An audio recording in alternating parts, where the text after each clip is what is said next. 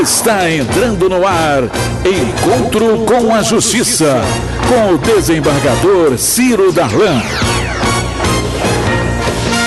Com o desembargador João Batista Damasceno, e hoje com um reforço de peso maravilhoso, desembargador e hoje advogado, doutor Silvio Capanema, o Antônio Carlos Esteves, nosso poeta que está a caminho, né?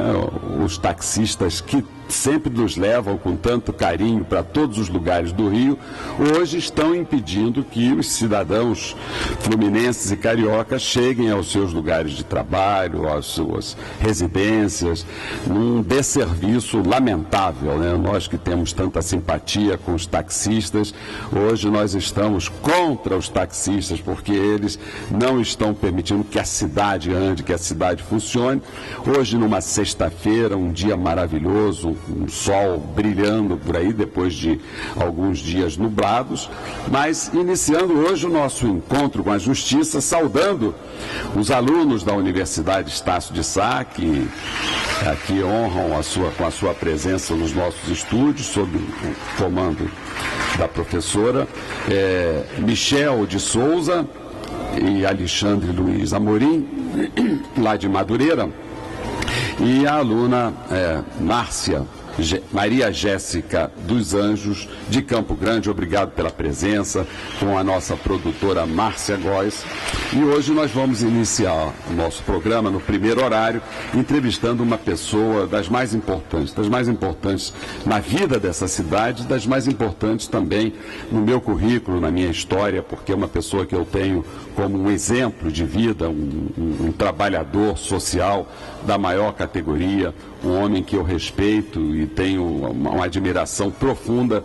Conhecemos nas lides da defesa dos direitos da criança e do adolescente, ali, antes mesmo do advento do Estatuto da Criança e do Adolescente, que é o Babalorixá, o professor, está agora em vias de se transformar também em doutor em intolerância religiosa, o querido amigo Ivanir dos Santos. Ivanir, ele dirige uma ONG, o CEAP, que é o Centro de Articulação de Populações Marginalizadas, às quais ele se dedica já há mais de 4 décadas.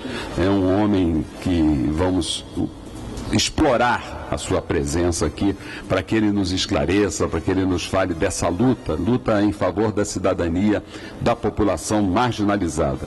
Ele que tem uma história pessoal de marginalização, foi aluno da FUNABEM e superou todas as dificuldades para hoje estar lutando pelas populações marginalizadas. Então, bom dia, uma alegria muito grande, é uma honra recebê-lo aqui no Encontro com a Justiça, meu querido Ivanir dos Santos. Bom dia, Ivanir. Bom dia estar aqui dialogando com você, com o Damasceno, né, o doutor Capanema, que são pessoas que sempre estiveram do lado das boas causas, né? Eu sempre digo, tanto que quando eu recebi o convite, um pouco antes no final do ano passado, né? Em janeiro. Eu viajei para a Nigéria, eu sempre vou para a África em fevereiro. Eu falei, não posso, esse é o compromisso que eu não posso faltar.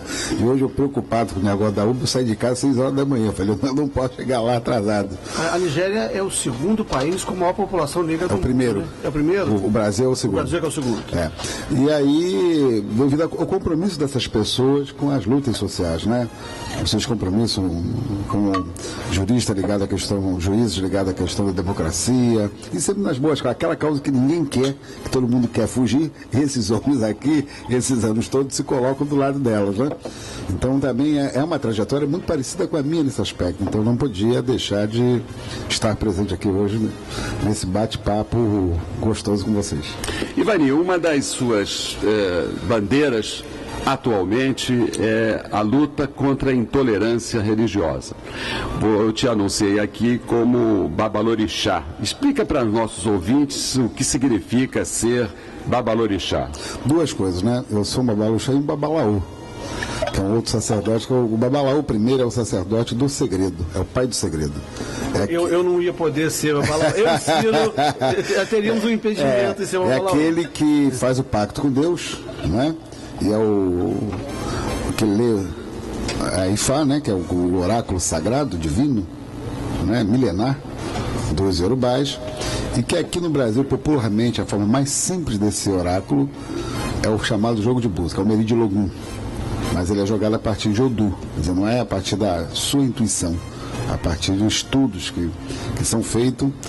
Então esse é o Babalaô, o grande sacerdote do culto. E o Babalaorixá é o zelador de Orixá. Né? Claro que no Brasil é aquele que zela por Orixá, né? Que dirige o rito, culto de Orixá. No Brasil, houve o acesso dos Babalaorixá ao Meri de Logum, ao jogo de búzio. Antes não, isso era privativo do Babalaô. Então o Babalaô, na verdade, ele mexe com o Opeleifá, que é um jogo mais elaborado, né? Ou com o Iquim, que é o próprio Ifá que se consulta. Que está voltando essa cultura para o Brasil. Há muito tempo ela andou afastada. Os primeiros vieram na época da escravidão, né? O mais famoso deles é o famoso Bamboxê. A história aqui da Pena do Sal, aquela história toda ali, né? Tem os Oloôs, Babalaôs, tem um papel ali fundamental, que foi a religiosidade no Brasil. Mas com a morte deles, muita gente não foi iniciada, porque você tem um rito para poder iniciar esse sacerdote. Digamos, para o pessoal entender, é o cara de Abraão a Moisés, aquele que falava diretamente com Deus por sinais. Né? Então esse é o sacerdote milenar que até hoje, em várias culturas africanas, ainda existem.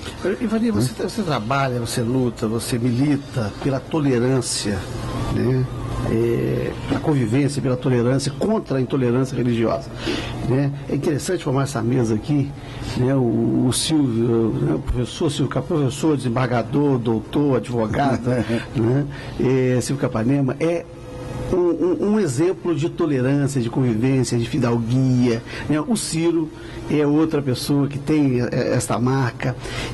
O Brasil, né, com essas suas características, falta só o respeito, né, e tolerância e convivência religiosa, ou a gente tem alguma coisa na nossa formação, e você é um antropólogo, tem uma coisa na nossa formação que nos torna intolerantes em outras questões também, né? E aí é religioso, é político. Esse momento, por exemplo, você não pode. Eu botei a camisa do América ontem, a camisa vermelha, né, com o escudo do América, a pessoa já ficou me chamando de petralha, né? Eu disse, mas peraí, isso aqui é uma camisa do América, gloriosa, né? Gloriosa, camisa do América, campeão de 13, 16 e 22, que está voltando a ser, e ainda está na primeira divisão. Então tem uma intolerância, que, ora, ela é religiosa, quer dizer, ela é sempre religiosa, sempre com os excluídos, né?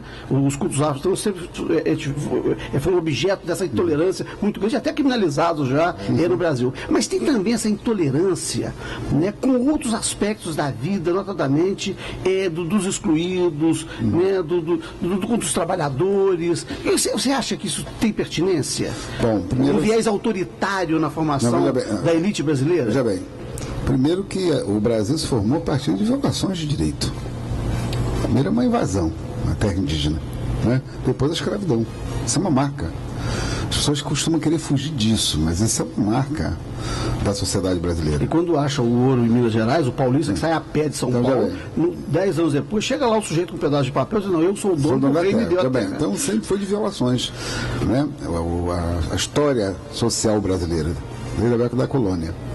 Do ponto de vista da marca, da perseguição aos cultos afro, a cultura religiosa dos africanos, isso foi centenária no Brasil. Isso não nasceu ontem. Né? Inclusive, primeiro a Igreja Católica tem esse papel, depois o Estado brasileiro na República. Impressionante, a República, ela se funda justamente nessa marca. Por um lado, falava de igualdade, mas numa marca você tem leis muito aprovada na época da República, que foram revogadas só em 40, mais ou menos, né? Por Getúlio, mas não é bem revogado, quando eu estou olhando hoje, não é bem. Né? Então você tem essa marca na sociedade brasileira. Você tolera, na verdade, aquilo que lhe convém tolerar. Né? Ou até a participação de uma parte do Estado que faz o papel que você gostaria que você não gostaria de fazer. Então a elite brasileira sempre fez isso, ela sempre usou bem. Você vê a característica como é que se usa a polícia na violação do direito que você tem dessa população.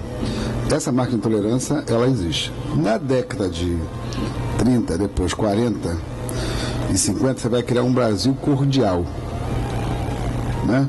Que nós estamos vendo agora que não é tão bem cordial assim. Essa marca, ela cai por terra. Se você... Poderia ser cordial no sentido de que a raiva também é cordial? Não, as pessoas gostariam que fosse, que é uma coisa muito mais mística. Né? Ou melhor, se o negro souber onde é o seu lugar, o menino pobre souber onde é o seu lugar, o favelado souber onde é o seu lugar, tem cordialidade. Eu e o Ciro sabemos bem que tem dentro do tribunal. Se nós ficarmos quietinhos no nosso lugar, também eles Tava legal. Se você não sair da ordem, sair do status quo, já era, né? É mais desembargador que tem que ser mais fino, não sei o que. Então, né? E nem todos estão lá, são como o Silvio. Então a sociedade tem um pouco isso. É como se as pessoas elas não trouxessem sua experiência cultural, né? A sua vivência para dentro das instituições, que é um outro mito. As instituições, elas parecem que são isentas, e elas não são isentas. Porque os homens que compreendem as instituições trazem para as instituições as suas experiências religiosas, políticas, culturais, né? Fazem parte. Não é à toa que algumas decisões, elas são baseadas muito mais na convicção da pessoa como indivíduo, às vezes até do que um grande jurista, né? Ele até contraria a lei. Tá? O caso aí agora dessa última decisão que foi dada com relação à escuta. Você viola a privacidade, uma série de coisas, né? Então você observa que ali é muito mais uma questão ideológica do que uma questão legal. Porque pela questão legal, como até teve um argumento aqui anterior, você sabe que você tem um limite para cumprir. Então, mesmo quando você usa os arcabouços legais, ou você usa as normas que existem na sociedade, você fala a partir de um lugar, de uma classe social. Você quer dizer que não que você é neutro. Mas quando você estuda a filosofia, você aprende que tem a polis e o cosmo. Tem um lado e tem outro. A neutralidade sempre é a favor do status quo. Né? Então as decisões neutras, elas não são tão neutras assim, elas são a favor de alguma coisa. Então acho que isso é que está em história da cordialidade. Quando você sai desta norma e você cria o conflito, ou você traz o problema para a cena, aí parece que é você que rompe a cordialidade, mas não é isto. Né? Nós vamos fazer um pequeno intervalo e voltamos hoje no programa Encontro com a Justiça. O entrevistado é o Babalorixá Ivanir dos Santos.